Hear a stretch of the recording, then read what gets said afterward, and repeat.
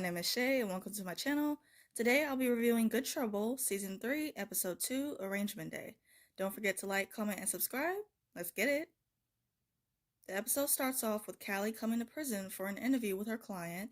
This is her first day as a lawyer and it's not going so great, from the guard being a douchebag to another lawyer being rude by bumping into her and spilling his coffee on her expensive suit. She tells the guard her client's name and they let her inside. Callie is at the cell to meet her client and she finds Malika in the same cell. There's this funny moment of Lindsay coming out the bathroom and she has a stare down with Alice, like how they do in those Western movies. It was really funny. It flashes back to reality and they both see Kelly come out of the shower in full clothes, which I'm assuming that she was maybe drunk. They try to use that as material for both of their sets. Alice asks Zumi for her opinion and she says she's not getting involved in between them. She mentions how she is rooting for them both to do well at their auditions. Davia is having breakfast and it flashes back to her having a conversation with Jordan about missing her at the equity committee meeting.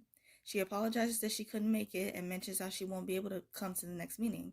She tells Jordan that her teacher performance review is coming up and that she should wait until she has her contract before she joins the committee. Jordan tells her that she understands because it's harder to be an ally when you have something to lose. Gael comes into the kitchen and Davia tells him about the principal coming to her class to observe for her assessment. She mentions how she is nervous because if the principal doesn't recommend her for a third year of Teach for America, they won't pay for her master's. Gael gives her advice and tells her that she's going to be great. He asks her if she's seen Dennis, and she tells him that she's trying to give him space.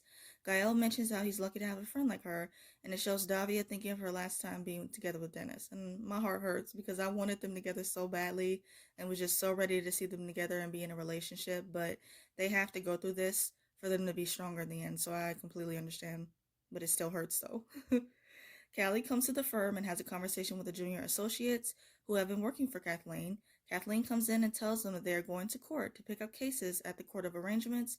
Back at the prison, Callie asks her client Shy if she can have a minute to talk to her friend Malika. Mariana comes to speculate and she's in the elevator with Evan. Evan tells Mariana he is impressed with the activism downloads from her app and says that they should go to dinner. Mariana tells him that they should celebrate with the team after a comedy show and that they are both being weird because they are not alone in the elevator. So of course they have to pretend like nothing is going on. Mariana comes in her room and her team tells her that they have a problem. Back at prison, Malika tells Callie that her team is raising her bail and that she didn't want to worry everyone at the coterie. Callie tells her that they want to be here for her and Shy interrupts their conversation. Callie asks Malika if there's anything that she can do, and Malika tells her about the woman in the jean jacket in the same cell. It flashes back to Malika in the cell and she's emotional and it shows the woman trying to talk to her. Malika asks Callie for a favor. The girls are telling Mariana the white supremacists have flooded their app and using it to spread hate. They are pushing down the crowdfunding post for Malika's bail. Mariana tells them that they have to comb through all of the comments and ban the offensive users before Evan finds out. She says because of the black publicity Speculate has already received, Evan might shut down their app. She mentions how hard they worked on it and can't let that happen. The BLM group comes to the DA's office and informs the receptionist at the front desk that they are with the family of Malika and that they have a petition demanding that DA Hansen drop the charges against her. The receptionist says she is happy to pass the petition along to her, and they reply that they want to give it to her personally. She mentions how she doesn't know when the DA Hansen will be back, and they tell her that they will wait. The ladies inform the group that this has become a sit-in situation and tells them to get their phones out and call people to get the office filled with other protesters. Dom asks them how them doing all of this is helping Malika get out of holding. He asks them about her bail money and they tell him that they are crowdfunding it and they are almost at their goal. They tell him that they got this and Dom has a hard time believing them. Malika's dad asks them what will happen if they don't raise the bail and they tell him that they will move Malika to Linwood, a women's jail, until her trial. Malika's dad tells Dom that the BLM got this and that lets him do their thing. Dom gets a video call from Isaac saying that he's on his way home to the airport. Callie is briefing Kathleen on her case with Shy and that she's being accused of indecent exposure. It flashes back to Callie in the cell and Shy saying that her and her girlfriend were fooling around in the car when the cops pulled up. Callie mentions how they can get Shy an OR, but that she would need one of her parents to vouch for her in court. Shy says that she can't call her dad because he doesn't know that she's queer. Back at court, Kathleen tells Callie to convince Shy that she's wrong. Callie tells her that she can't convince Shy to do something that will get her kicked out of her house, and I love that she did that.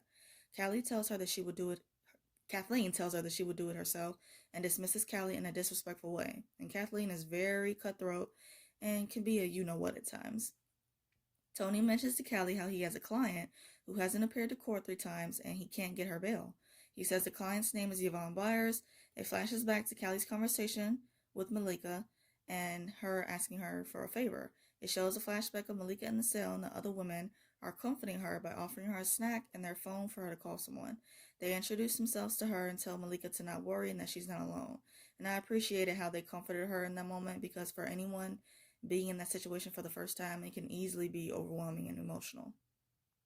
Malika tells Callie that Yvonne has 3 children and they keep changing her dates to appear in court at the last minute. She's missed 3 of them because she doesn't have childcare.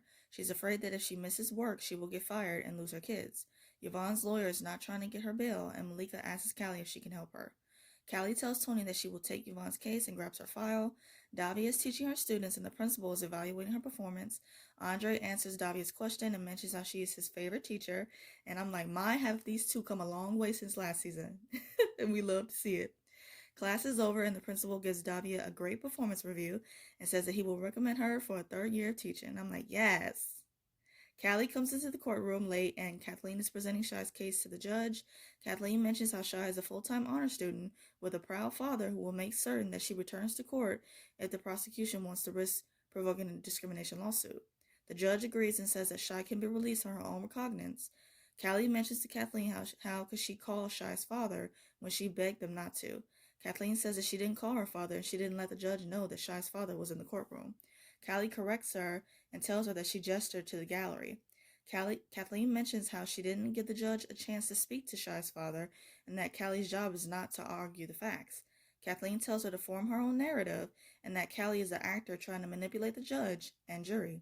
She tells her to read the judge, read the jury, and put on the show. Alice is at the coterie working on jokes for her audition for the Comedy Diversity Program.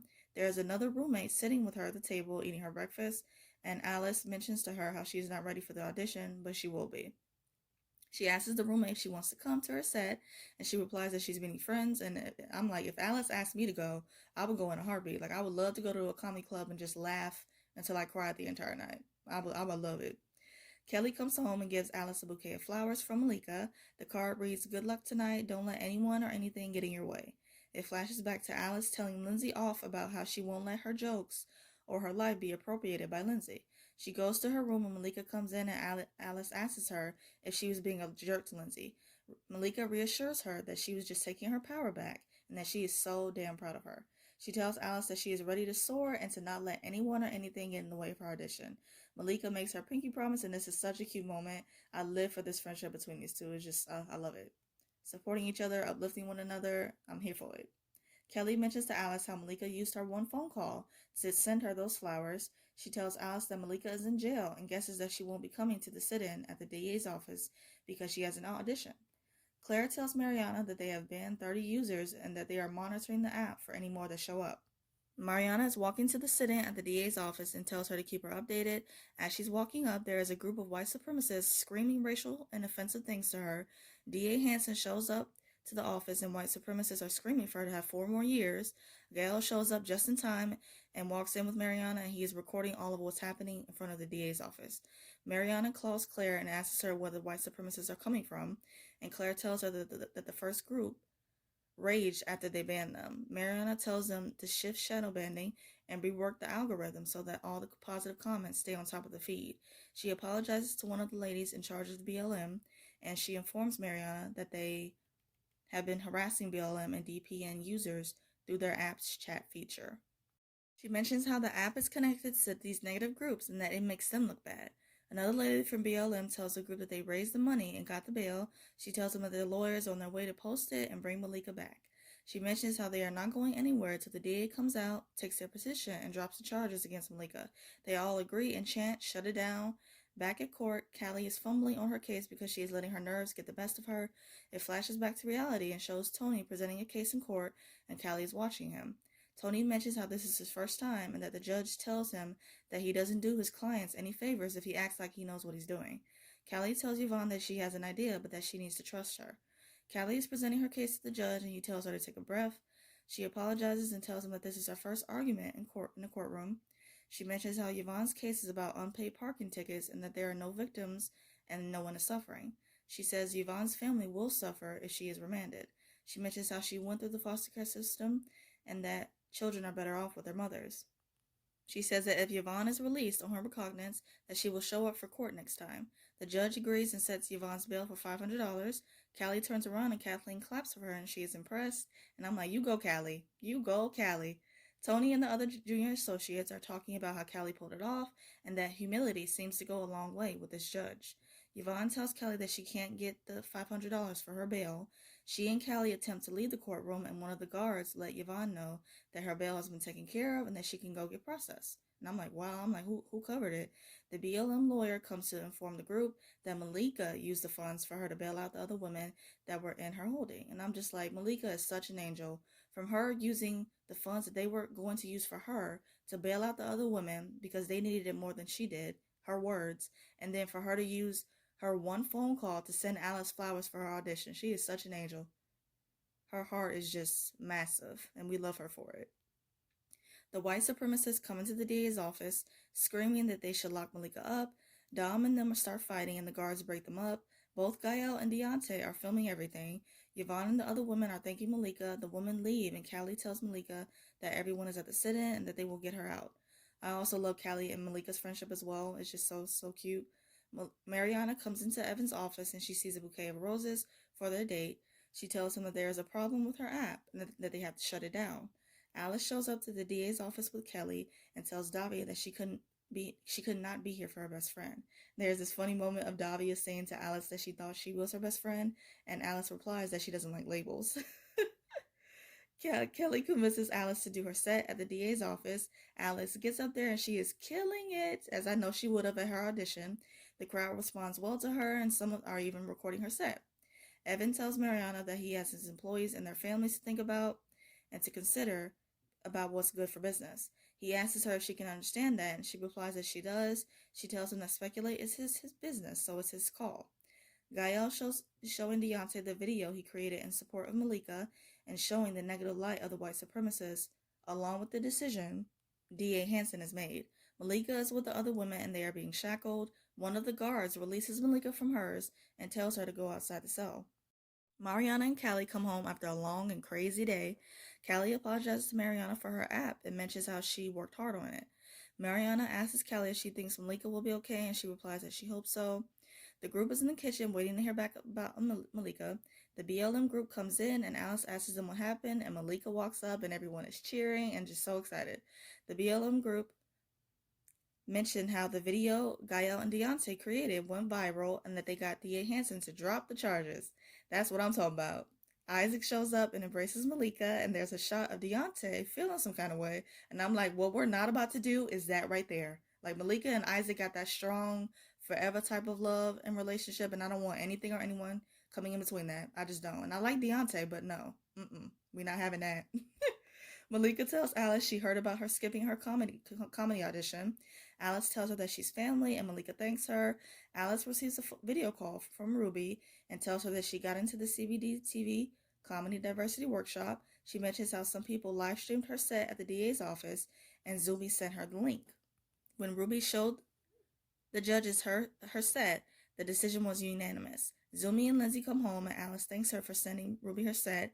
Alice mentions how she hopes there are no hard feelings between them, and Lindsay tells her that she got into the program too. Malika thanks everyone for standing up for her and fighting for her oppression no matter the consequences. She says that they all inspire her to do better and be better every day. Everyone is taking shots and just having a good time, and I love seeing it. I was enjoying myself right along with them while watching them enjoy themselves. It was a good time. Gael tells Callie and Mariana that Malika is back and they drop the charges. Davia is in her classroom and she sees Jordan, and she informs her that they are on their way to protest because one of the students from the diversion program was sent to juvie. It flashes to a parent-teacher conference with Davia, Andre, and his mother. His mother mentions how she signed Andre up for the diversion program because it sounded like something that would give him structure and discipline. Andre says that he has one more strike and then he's out. It flashes back to Davia, and Jordan tells her that it wasn't one of her students but Javier Cruz. It flashes back to the parent-teacher conference, and Davia tells Andre's mother that they will make a plan and do everything they can to make sure he doesn't get a third strike. His mother says that this is a broken system and that there is nothing that Davia can do.